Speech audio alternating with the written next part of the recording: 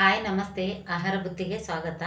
ಇವತ್ತು ನಾನು ಮಾವಿನಕಾಯಿ ಸೀಸನ್ ಇರೋದಕ್ಕೆ ಹಣ್ಣು ಮಾವಿನಕಾಯಿಂದ ನಾನು ಸೀಕರಣೆ ಮಾಡಿ ತೋರಿಸ್ತೀನಿ. ಬನ್ನಿ, ಇದು ನೀಟಾಗಿ ತೊಳ್ಕೊಂಬಿಟ್ಟು ಇದನ್ನು ರಸ ತೆಗೆದು ಹೇಗಂತ ನಾನು ತೋರಿಸ್ತೀನಿ. ಇವಾಗ ನಾನು ತೊಳ್ಕೊಂಬರ್ತೀನಿ, ಬನ್ನಿ. ನೋಡಿ, ಇವಾಗ ಇದನ್ನು ನಾನು ತೊಳ್ಕೊಂಬಂದಿದ್ದೀನಿ. ಈ ತೊಳ್ಕೊಂಬಂದ್ಬಿಟ್ಟು ನಾನು ತುಂಬ ತೆಗಿಯೋಕ್ಕೆ ಮುಂಚೆನೇ ಏನು ಮಾಡ್ತೀನಿ ಅಂದರೆ, ಈ ಥರ ನಾನು ಹಣ್ಣು ಮಾಡ್ಕೋಬೇಕಿದು. ನೋಡಿ, ಕೈಯಿಂದನೇ ಈ ಥರ ನೀವು ಹಣ್ಣು ಮಾಡ್ಕೋಬೇಕು. ಮೆತ್ತಗೆ ಆಗಬೇಕಿದು.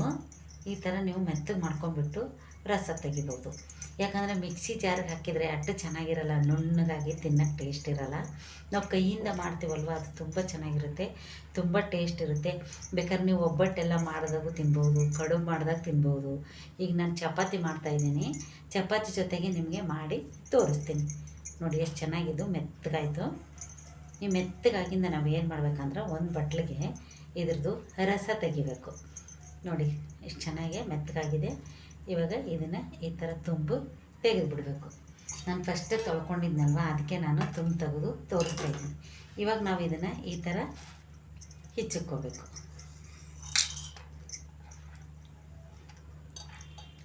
ಹಿಚ್ಕೋದ್ರಿಂದ ತುಂಬ ರಸ ಚೆನ್ನಾಗಿ ಬರುತ್ತೆ. ಹೀಗೆ ತೆಕ್ಕೊಂಬಿಟ್ಟು ನಾವು ಇದನ್ನೇ ಹಿಂಗೆ ತೆಗಿಬೇಕಿದು.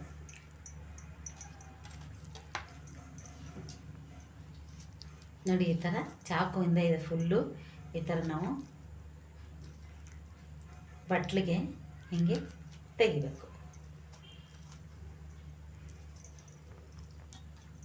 ಎಲ್ಲನೂ ಇದೇ ಥರ ತೆಗೆದು ನಾನು ಹೇಗೆ ಮಾಡೋದಂತ, ಹೇಗೆ ಕಲಸೋದಂತ ನಿಮ್ಗೆ ತೋರಿಸ್ತೀನಿ, ಬನ್ನಿ. ನೋಡಿ, ಹೀಗೆ ನಾವು ಕೈಯಿಂದ ಫುಲ್ಲು ವಾಟೆ ಕಡೆಗೆ ಹೋಗಿ ತೆಗಿಬೇಕು. ನಾವು ಈ ಥರ ನಾವು ತೊಗೊಂಬಿಟ್ಟು ಇನ್ನೊಂದು ಪಾತ್ರೆ ತೊಗೊಂಡು ಆ ಪಾತ್ರೆಗೆ ನಾವು ಹಾಕೋಬೇಕು. ನಿಮಗೆ ಕೈಯಲ್ಲೇ ಮಾಡೋಕ್ಕೆ ಇಷ್ಟ ಇಲ್ಲ ಅಂದ್ರೆ ಮಿಕ್ಸಿಗೆ ಹಾಕಬೇಕು. ಯಾಕಂದ್ರೆ ಕೈಯಲ್ಲಿ ಏನು ಮಾಡೋದಂದ್ರೆ, ತುಂಬ ಇದು ದಪ್ಪ ಇದ್ರೇ ಚಪಾತಿ ಜೊತೆಗೆ ತಿನ್ನೋಕ್ಕೆ ಚೆನ್ನಾಗಿರೋದು. ಮಿಕ್ಸಿಗೆ ಹಾಕಿದರೆ ಜ್ಯೂಸ್ ಮಾಡ್ದಂಗೆ ಆಗುತ್ತೆ, ತಿನ್ನೋಕ್ಕೆ ಚೆನ್ನಾಗಿರಲ್ಲ. ಈ ಥರ ನೀವು ಸ್ಪೂನ್ ಸಹಾಯದಿಂದಾದರೂ ಮಾಡ್ಬೋದು, ಕೈಯಿಂದಾದರೂ ಮಾಡ್ಬೋದು. ನೋಡಿ, ಕೈಯಿಂದ ಮಾಡಿದರೆ ತುಂಬ ಚೆನ್ನಾಗಿರುತ್ತೆ. ಈ ಥರ ನಾವು ತೊಗೊಂಡು ನೆಕ್ಸ್ಟು ಇನ್ನೊಂದು ಪಾತ್ರೆಗೆ ನಾನು ಇದನ್ನ ಹಾಕ್ಕೊಂಡಿದ್ದೆ, ಓಟೆ ಸಿಪ್ಪೆ ಎಲ್ಲ. ಅದಕ್ಕೆ ಸ್ವಲ್ಪ ನೀರು ಹಾಕ್ಕೊಳ್ಳೋಣ. ನೀರು ಹಾಕ್ಕೊಂಬಿಟ್ಟು ಇದನ್ನು ನಾವು ವಾಟೆ ಎಲ್ಲ ಕ್ಲೀನಾಗಿ ತೊಳ್ಕೊಂಡು ನಮಗೆ ಎಷ್ಟು ಬೇಕೋ ಅದು ರಸ ಸೀಕರಣೆ ನಾವು ಮಾಡೋದು.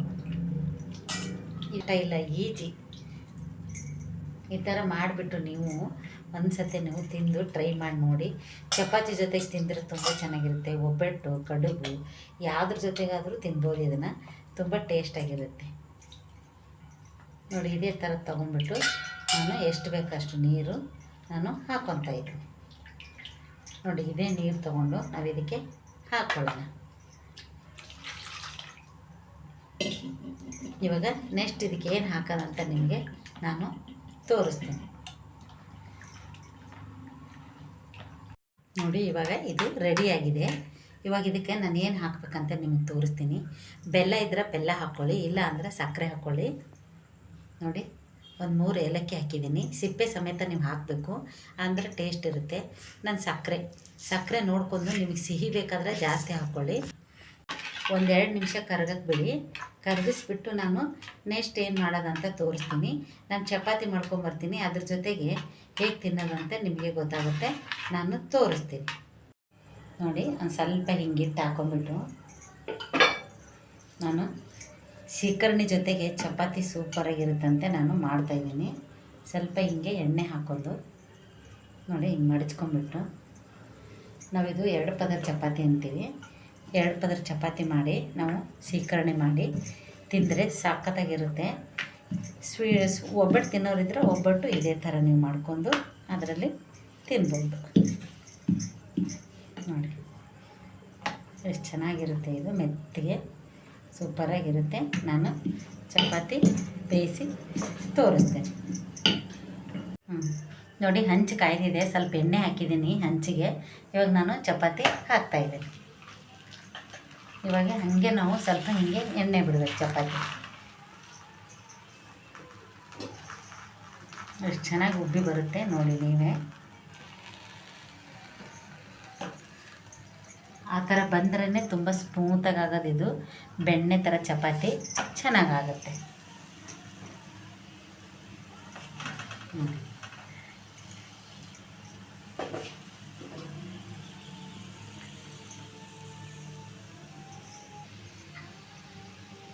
ನೋಡಿ ಈ ಥರ ಉಬ್ಬಿದ್ರೇ ಚಪಾತಿ ಸ್ಮೂತಾಗಿ ಆಗೋದು. ಉಬ್ಬಿಲ್ಲ ಅಂದರೆ ಚಪಾತಿ ಚೆನ್ನಾಗಾಗಲ್ಲ.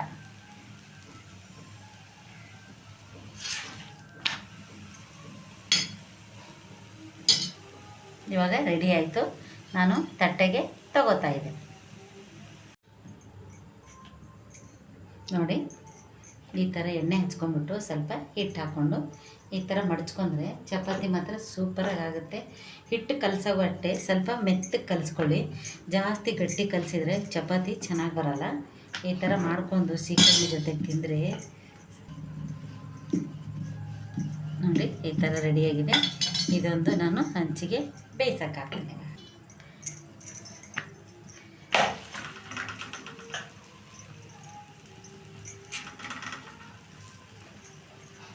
ನೋಡಿ ಈ ಥರ ಇದೊಂದು ಮಾಡ್ಕೊಂಡಿದ್ದೀನಿ.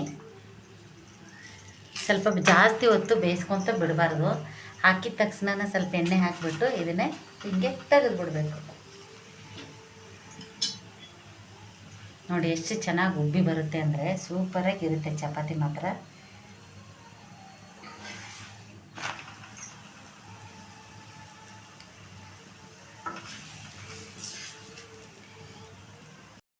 ನೋಡಿ ಚಪಾತಿನೂ ರೆಡಿ ಆಯಿತು, ಸೀಕರಣೀರು ರೆಡಿ ಆಯಿತು.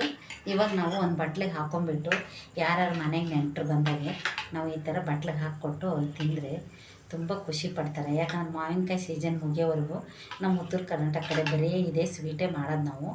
ತುಂಬ ನುಣ್ಣಗಾದ್ರೆ ಜ್ಯೂಸ್ ಥರ ಆಗುತ್ತೆ. ಈ ಥರ ಆದರೆ ಚಪಾತಿ ಹಚ್ಕೊಂಡು ಸೂಪರಾಗಿ ತಿನ್ಬೋದು. ಇದನ್ನು ನಾನು ತಟ್ಟೆಗೆ ಸರ್ವ್ ಮಾಡಿ ತೋರಿಸ್ತೀನಿ.